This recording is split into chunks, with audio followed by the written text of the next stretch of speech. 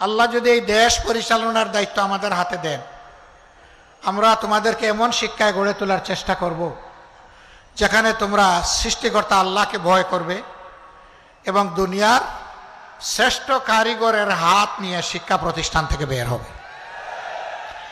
একদিনের জন্য বেকারত্বের অভিশাপের বোঝা তোমাদেরকে বহন করতে হবে না। শিক্ষার সার্টিফিকেট আসবে হাতে, সেই সাথে কাজেরও অফার লেটার আসবে তোমার হাতে।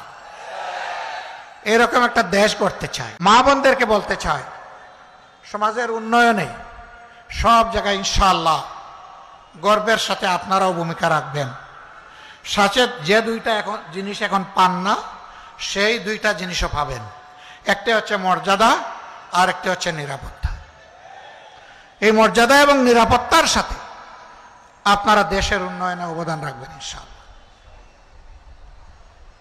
আসুন বাংলাদেশটাকে এমনভাবে আমরা গড়ে তুলি যে দীর্ঘ 54 বৎসরের যত জঞ্জাল সবগুলা শেষ করে দিয়ে আমরা যেন এমন একটি বাংলাদেশের নাগরিক হতে পারি, দেশে কিংবা প্রবাসে সর্বত্র বলতে পারি, আমি গর্বিত, আমি বাংলাদেশের নাগরিক।